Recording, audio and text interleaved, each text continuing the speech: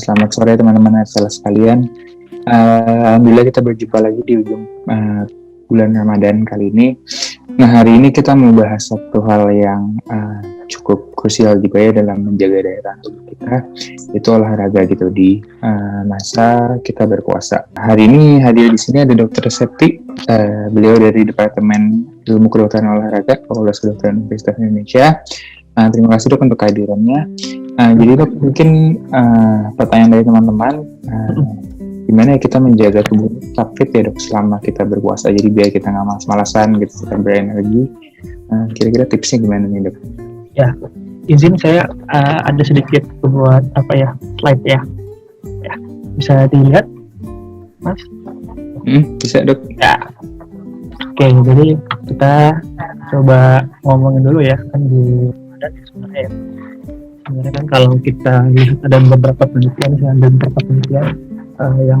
tentang jumlah langkah yang melihat bahwa ada perbedaan nih, ternyata orang yang lebih aktif itu ternyata pada tidak bulan Ramadan. Jadi selain bulan Ramadan itu orang, kalau kita lihat total steps itu lebih dari 10.000. Nah kan total steps atau total langkah yang dianjurkan itu kan sekitar 8.000 sampai 10.000. Nah pada bulan Ramadan ini memang terjadi penurunan jumlah langkah. Apakah memang karena istirahat yang lebih banyak, atau mungkin kegiatan-kegiatan mungkin di kampus atau mungkin di beberapa lembaga pemerintahan sedang libur. Apalagi sekarang kan sedang work from home ya. Jadi bisa kita pastikan memang terjadi penurunan jumlah langkah, yang mana sebenarnya jika terjadi penurunan jumlah langkah ini biasanya nanti kita memiliki efek negatif, efek kurang gerak atau efek tidak aktif lah. Bisa menyebabkan banyak gangguan, bisa mungkin dari nyeri pinggang atau mungkin bisa menyebabkan peningkatan berat badan. Jadi kalau kita lihat lagi di poin diagram B, kita bagi lagi tuh per jamnya atau per bagian waktunya dari malam, pagi, sore atau siang. Malah kita bisa bandingkan pada saat pagi hari tuh. Misalnya kan orang habis sahur tidur ya. Jadi memang total stepsnya memang pada saat Ramadan tuh sangat rendah saat pagi hari. Diikuti juga pada saat siang sama saat sore yang baru berimbang lah, mungkin pada pulang kerja atau mungkin pulang aktivitas.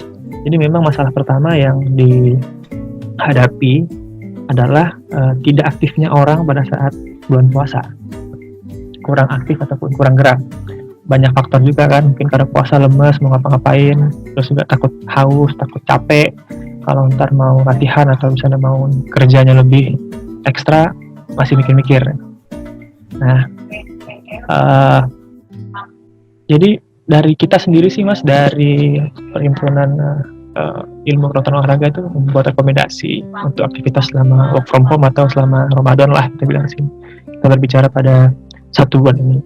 Jadi kita menggunakan prinsipnya ada namanya FITT. Ada frekuensi, intensitas, time, waktu, dan tipenya. Jadi ini bisa ngebantu secara general teman-teman yang ingin tetap aktif agar nggak sedentar, nggak mungkin setelah bulan puasa mungkin berat badannya nggak makin naik, atau selama bulan puasa malah kok nggak enak ya badannya ya, pegel-pegel segala macam karena tidak melakukan aktivitas fisik.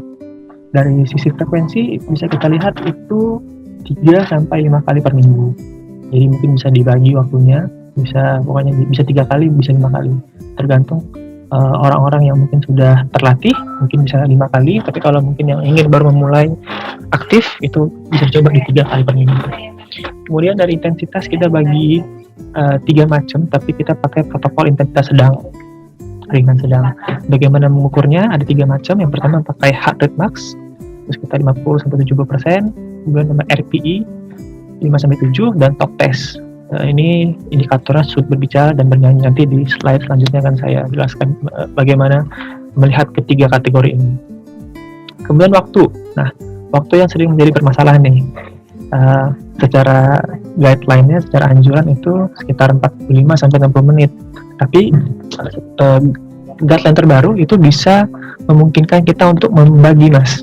Jadi selama misalnya kita ambil saya mau nih latihan selama 40 menit misalnya atau 45 menit, itu bisa dibagi 2 atau 3 kali. Jadi mungkin pada pagi hari 15 menit supaya nggak terlalu capek banget. Ntar mungkin sebelum buka puasa 1 jam 2 jam, nambah lagi 10-15 menit Kemudian nanti setelah berbuka puasa malamnya itu tambah lagi 15 menit. Jadi rekomendasinya yang 45 menit itu dapat dalam satu hari. Jadi tidak harus 45 menit secara satu waktu. Kita bisa membagi waktunya. Jadi cukup fleksibel sebenarnya kalau memang ingin melakukan aktivitas fisiknya. Kemudian tipenya ada dua, ada yang aerobik sama latihan beban. Ini juga terpulang kepada individu. Mungkin yang suka lari, mungkin coba bisa lari ringan, jogging, untuk kayak skipping. Mungkin pakai olahraga lain, badminton, sepak bola, tapi tetap memperhatikan intensitas dan waktunya. Kalau yang mungkin hobinya nge-gym ya, hobinya suka di fitness center, mungkin bisa coba latihan beban. Kombinasi sebenarnya dianjurkan, jadi latihan aerobik dan latihan beban. Tetapi kembali lagi, yang penting tetap aktif. Jangan sampai, saya nggak suka lari, akhirnya nggak mau olahraga. Saya nggak suka latihan beban, akhirnya nggak mau latihan fisik. Nggak. Jadi ini sebenarnya hanya fleksibel aja, boleh dipilih jenis latihannya. Nah, mengenai intensitas bisa kita lihat yang paling umum itu pasti yang paling sering dipakai itu untuk mengukur denyut nadinya. Contoh misalnya seorang dengan umur 30 tahun, ini kita pakai rumus-rumusnya. Jadi kita pakai tadi 50-70% ya. Setelah masuk rumus, kemudian akan dapat angka di 95 untuk intensitas 50%-nya dan 133 untuk angka 70%-nya. Ini kita memakai dalam indikatornya untuk mungkin di klinis. Kalau kita punya alat untuk mengukur denyut nadinya. Jika kita punya alat seperti smartwatch atau heartbeat yang dipakai di dada, itu bisa kita pakai angka ini. Tapi dua kuesioner ini, ada RPE tadi dan TOP Sync Test ini bisa dipakai secara subjektif. Jadi membantu juga untuk teman-teman mengukur tingkat intensitasnya, karena kan tadi intensitasnya sedang ya. Jadi cukup intensitas sedang, kita bisa lihat nih misalnya TOP Sync Test. Pada intensitas sedang itu dia cukup misalnya pada saat lagi olahraga atau mungkin lagi jogging, itu dia kesulitan untuk bernyanyi. Jadi lagi ngomong nih, lagi nyanyi, udah mulai ngap-ngap nih napasnya, itu sudah cukup sebenarnya intensitasnya. Jadi jangan ditinggikan lagi, jangan dinaikkan lagi intensitasnya, jangan tambah sprint lagi, jangan tambah larinya lebih panjang lagi, cukup. Jadi kalau memang waktunya sudah cukup, intensitas sudah cukup, frekuensi sudah cukup, itu sudah sesuai dengan rekomendasi. Atau mungkin kalau misalnya sulit mengukurnya ini, mungkin bisa dilihat dari gambar RTI ini. Kita coba pakai yang di 5-7. Kita indikator kalau misalnya di angka 6. Sama, I can still talk but I'm slightly breathless. Jadi emang nafas setengah-engah. Ya, jadi sudah kalau misalnya nafas setengah-engah, sudah sulit berbicara, sulit bernyanyi, itu sudah cukup intensitasnya sebenarnya. Jadi jangan ditambah lagi. Jadi kuncinya di 4 kriteria tadi, yang FITT tadi. Dan yang paling utama adalah intensitas. Jika kita memang belum terbiasa untuk melakukan latihan fisik atau aktivitas fisik, sebenarnya tetap di moderat. Kecuali kalau kita berbicara mungkin dia sudah atlet atau mungkin pemain profesional atau memang yang suka olahraga, terutama kayak maraton, itu mungkin bisa kita pertimbangkan untuk dia di intensitas tinggi ataupun sedang. Itu pun nanti dengan beberapa pertimbangan, Mas. Gitu. Nah, ini contoh-contoh aja ya, untuk jenis-jenis latihan yang sebenarnya mungkin bisa dilakukan teman-teman di rumah. Yang pertama, tetap kita memakai waktunya 3 kali per minggu. Yang pertama kita lakukan dulu pemanasan dengan intensitas sedang 50% heart rate dengan durasi 7 menit. Ini boleh mungkin dengan jalan cepat atau jogging. Kemudian kita lakukan stretching untuk menjaga kelenturan dari otot-otot kita. Ini stretching banyak ya, kalau bisa nanti kita lihat gambarnya, atau tahapan-tahapan stretching itu banyak, bisa ada untuk merelaksasi otot agar tidak terjadi kram saat melakukan latihan fisik. Kemudian adalah latihan untuk kardiovaskulernya, latihan intinya dari saya bilang tadi aerobiknya, ini sudah bisa dimulai dengan intensitas yang sesuai dengan durasi mungkin 20 menit dulu, kemudian melakukan latihan kekuatan, bisa push up, bisa banyak, terserah mungkin prefernya apa. Ada yang mungkin sukanya pakai alat beban atau pakai dumbbell atau pakai barbell, itu diperbolehkan selama sesuai dengan intensitasnya dan durasinya. Kalau untuk latihan beban kita lihat cukup 2 set dengan 8-12 kali pengulangan. Jadi kalau misalnya pakai bicep curl, ya 1, 2, 3 sampai 12, kemudian diulang 2 set cukup. Dan jangan lupa untuk tetap melakukan cool down atau pendinginan. Ini sering lupa nih.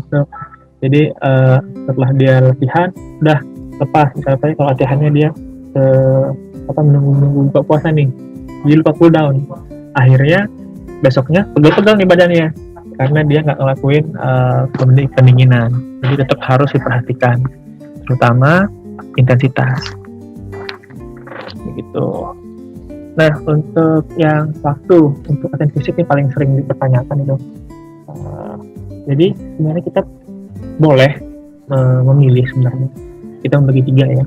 Ada latihan setelah sahur, latihan sesaat sebelum berbuka, dan latihan setelah berbuka. Nah, yang paling riskan itu di 2 ini. Di 2 di awal. Karena pertama memang kita latihan setelah sahur itu, ini latihan sebelum sahur, sorry. Ini latihan sebelum sahur. Jadi malam mungkin kalau sahur kita di sini 4:30 ya, itu dia mungkin latihannya udah jam 3 atau jam 4. Ini pasti akan mengganggu siklus tidur kita. Jadi efeknya adalah kemungkinan itu latihan. Jadi habis latihan tuh letih banget karena energinya sudah habis dan akan mengganggu jam tidurnya. Kemudian latihan sesaat nih sebelum berbuka ini juga sebenarnya ada 2 pertimbangan. Yang pertama ada untung nih, karena memang pada saat sore hari itu kita irama sirkadian kita sangat bagus. Jadi untuk kekuatan otot atau segala macam itu hormon-hormon juga tinggi atau bagus di situ. Tapi tentang dehidrasi, karena memang kita udah 1 harian nggak makan nggak minum, kemudian latihan nih, bisa jadi dehidrasi atau mungkin cedera karena mungkin memang sudah lemes banget tapi pas latihan. Nah, yang paling aman adalah latihan setelah berbuka nih. Paling optimal itu 2 jam atau sampai 3 jam lah setelah berbuka, bisa jam 9. Kalau saya juga di tim bola, itu bisa jadi gitu. Jadi pemain itu buka dulu, mau ibadah dulu silakan, mau sholat isya, mau sholat tarawih, kemudian jam 9 kita latihan. Sampai nanti jam 10, jam 11, kemudian istirahat, makan lagi, kemudian tidur. Nah, ketimbangan waktu tidur juga harus dipertimbangkan itu.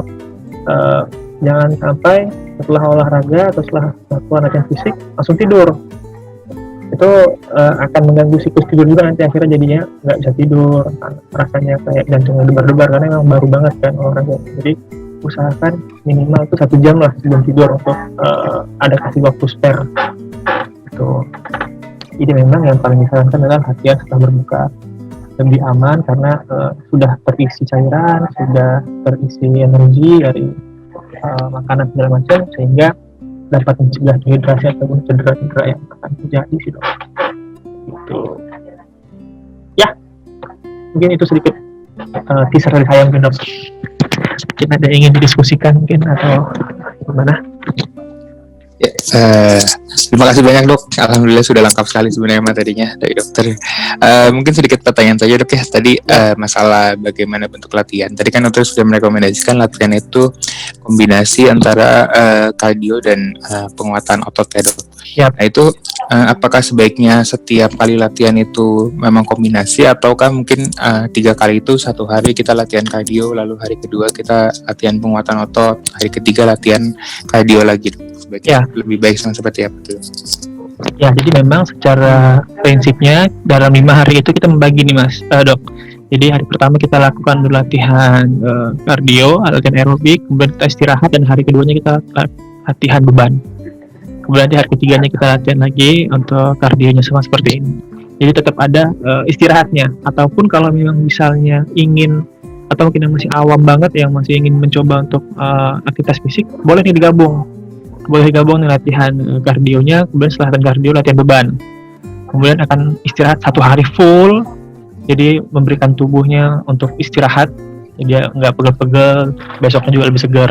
Tapi biasanya kalau atlet yang udah terlatih pasti dia akan latihan setiap hari, tapi dia membagi nih, latihan pertama hari ini dia latihan kardio, kemudian latihan hari kedua dia latihan kekuatan gitu.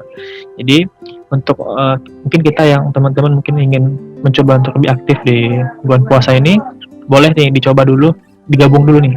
Jadi 20 menit dia latihan dulu, latihan kardiovaskulernya, latihan kardionya, kemudian setelah itu biasanya sih untuk latihan kekuatan ini paling umum sih 20 menit juga lah. Jadi latihan bagian atas sama latihan bagian bawah. Kalau yang latihan atas kan bisa push up, bisa pull up. Kalau latihan core atau di bagian perut itu bisa crunches, atau bisa banyak lah variasi-variasi gerakannya. bisa nanti lunges, bisa nanti squat, bisa latihan otot paha depan, paha belakang, gitu. Boleh dikombinasi.